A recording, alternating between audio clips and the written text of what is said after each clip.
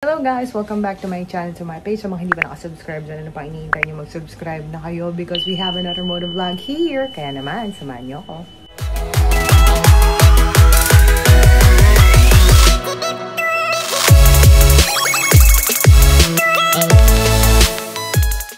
So guys, ayan.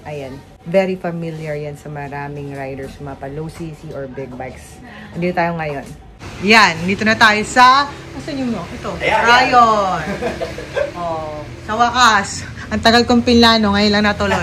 Kung kailan umuulan pa. O kaya nga, pero okay lang. At least malapit na.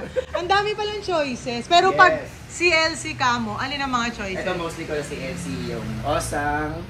Pag itong Sherry naman, pang left and right yan. Mas bagay siya sa Triumph. Okay. So pwede naman din Cloudja, side exit naman yung buga niya. Ito palikod, ito side. So, meron pa ako isa na gamit lang. Pababa naman yung ano nun. Pababa naman yung buga ng hangin. Pero sa experience mo, ang naikabit na Osang? Nagustuhan na lang mga CLC 450 owners, Osang.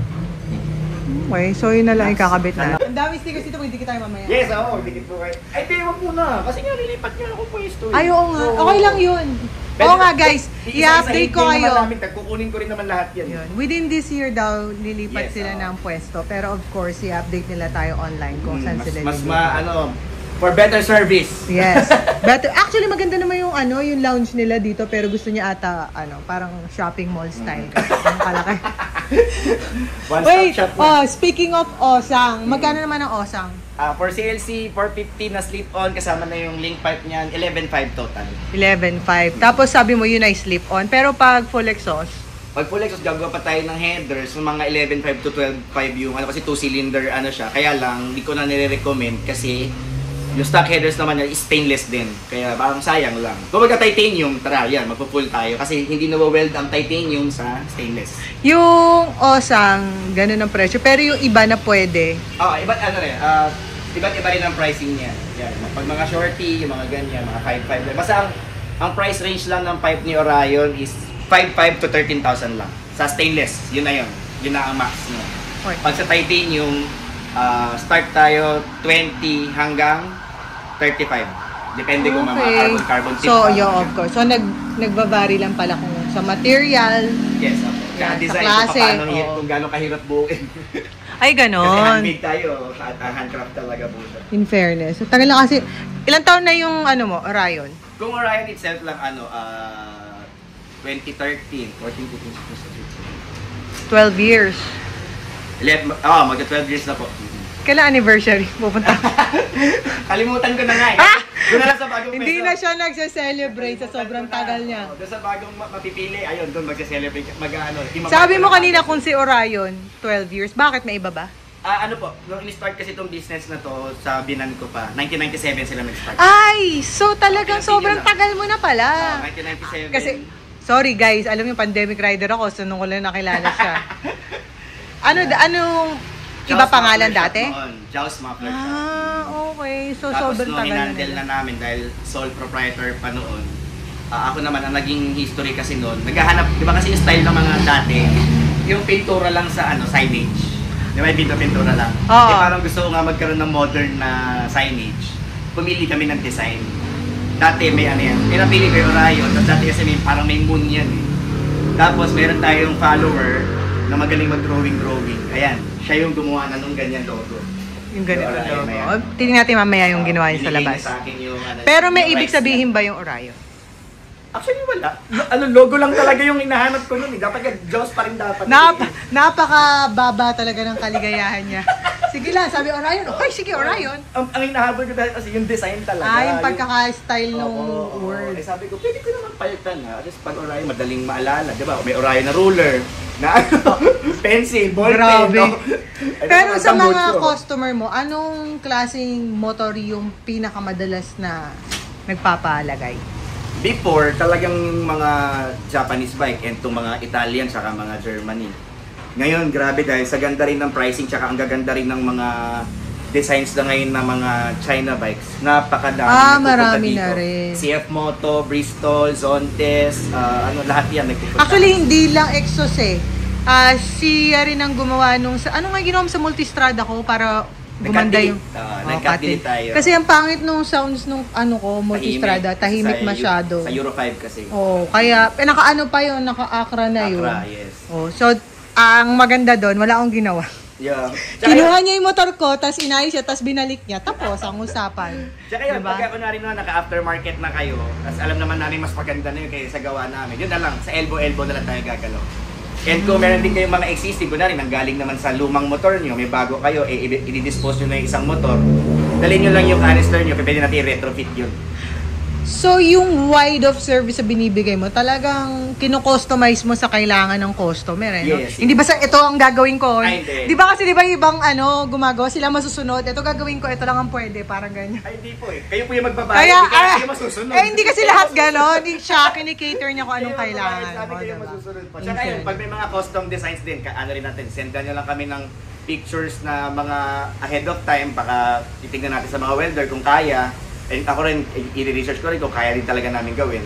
Para doon sa customized na, one of one lang, yung pang inyo lang talaga. Pwede tayo mag-customize. In fairness, nag-explore pa siya, hindi siya nakastick sa kung ano lang ang meron siya. Yes. Kaya dumadami, oh. Yan, dumadami na. Kasi alam ko nung una tayong nag-usap, parang isa pa lang ang nalalabas mo for CLC, eh. Tapos nung mga nakikita ko yung mga post nyo, parang iba-iba na yung kinakabit nyo for CLC, diba? May mga ano rin kasi parang, di ba, may mga ganyan kasing rider eh. Ay, yun na yung kinabit ko doon sa isa eh. Gusto ko iba naman yung Oo. Gusto niya kakaiba. Yes. So ayan guys, mga gano'ng katagal gagawin nyo? Tayo sleep on lang naman siguro mga 3 to 5 hours. Ayan. So Pero yun. maximum lang yun. Kung maaga natin matapos, much better. Pero kailangan pa bang magpa-schedule? Or walk-in pwede? Actually, ginagawa ko, schedule talaga para makater namin na maayos lahat. Eh dahil umuulan naman, kaya kung sino lang immortal, yan, papunta kayo. Kaya para si Ma'am Teki, immortal. Hindi, actually, gusto ko sabi niya. Sabi ko, umulan ba dyan? Hindi daw. Pagdating dyan, malapit na, biglang buhos. Kanina maaraw. Pero kasi napakatagal ko nang gusto magpakabit. So sabi ko, sige na, diretso na ako. I don't care kung umuulan. Matagal ko na talagang gusto maiba yung tunog ng CLC ko. Yes. So, safety rin sa expressway. oo nga, kaya nga ang hina. Pasok tayo sa lounge, pakita natin yung ano nga yan, yung pinili niyang design lang, hindi yung pangalan. Diba? Yeah, ito yung lounge natin. Ganda, oh. Tapos, ito yung sinasabi. Actually, ano na yan yung last, may follower yan na nag-design yan. Tapos tinanong niya kung gusto ko daw. Actually kasi dati isa yung ibang design yan. Parang may moon pa yan, saka may parang star. Oo nga, parang may sparkle. May parang may half moon yan noon. O, diba? Para lang kaming magbibideo kayo dito. Social. Intayan lang to, guys. Oh. Sayang. Oh, diba? Yung ano eh. Oh. Alam. May lights pagka gabi pang-party. Obis na lasinggeri may ari ng bahay. Yung beer, may malamig na pang beer dyan.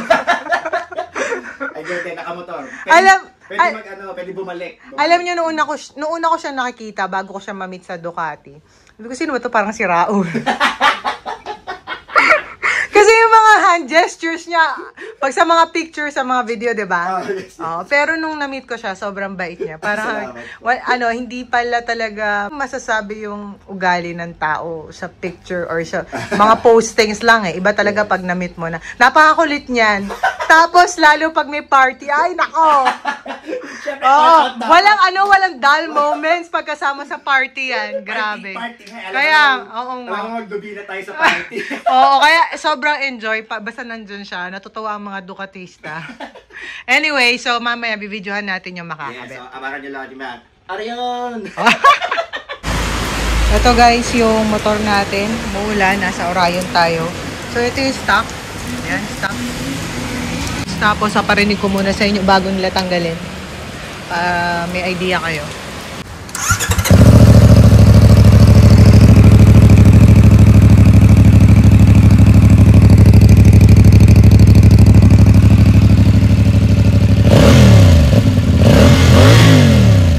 Yan yung stock niya. Tapos mamaya paparinig ko sa inyo yung ipapalit natin. Ay! Nakatay na siya guys. Oh, nakatay na. So, pinapatuyo na lang yung matte na color dun sa exhaust.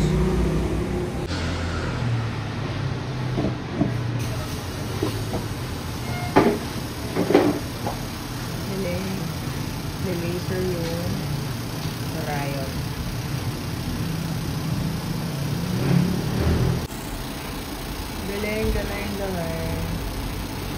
Bilis lang, oh.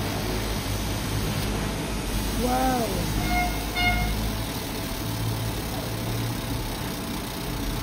Mahal siguro ng masina to.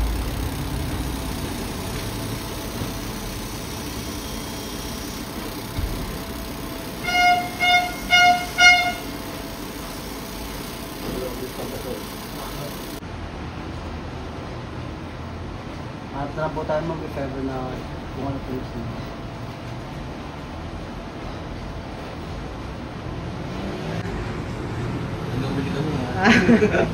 Kung bali yung size po ma'am natin. Papakita ko lang po yung size. Sige. I see.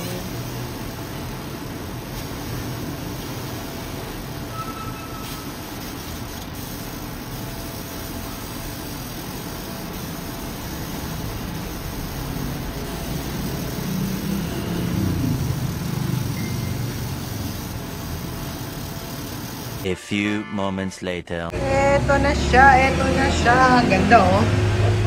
Wow! Ba. So, start natin. Sound check tayo, guys.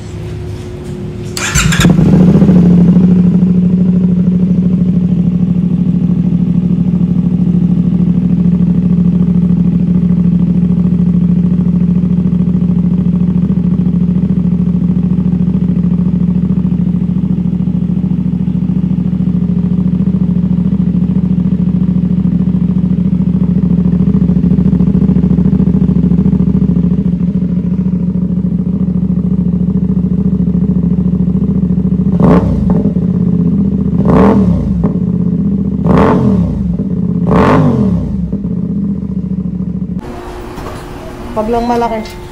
Ganda ng exhaust ko! Ang forma pa.